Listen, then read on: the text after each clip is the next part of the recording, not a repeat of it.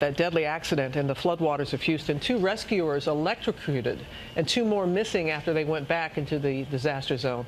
This morning, the dangers of going back to your home in the wake of Harvey. ABC's Victor Okendo is in Houston with that side of the story. Good morning, Victor. Good morning, Robin. You can add this to the list of dangers for the people of Houston who have already been through so much. This warning for anyone who's planning on making their way through high water.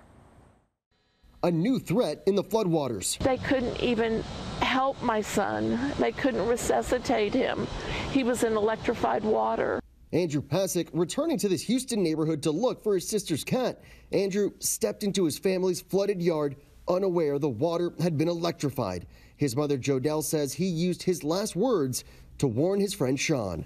And he, no, I'm dying, and get away, and told Sean to get to higher ground. As displaced residents and rescue workers wade through the flooded streets, they face the dangers of potentially electrified water.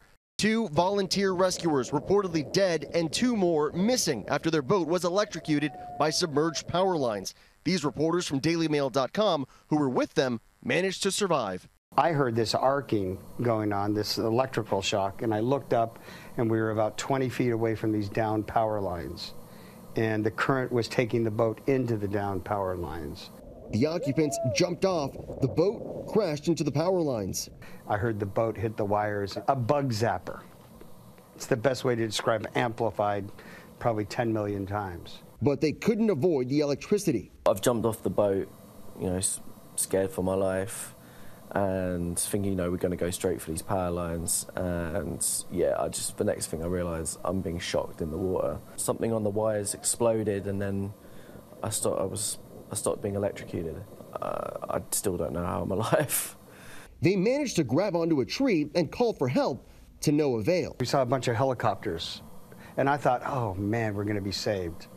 Because I thought somebody may have seen the boat. I had some real hope that we were going to be rescued, but sadly, no. And then darkness fell upon us. Surviving for nearly 18 hours through torrential rain and winds, losing hope. I came to terms with the fact that I was going to die and that there was nothing I could do about it. It wasn't until the next morning that they were rescued. And I looked up and there was the boat, and it's like, wow, help.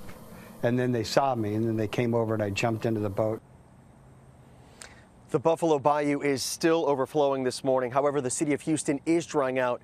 Now the major flooding concerns are across other parts of Texas. Robin, Dan? Yeah, the story continues, Victor. Thanks so much. And after the storm, you think, whew, but the dangers are still there, even after the storm has passed, as we're seeing time and time again. So many dangers in the water. We know this from covering Katrina. There's toxins, there's animals, and electricity. That too.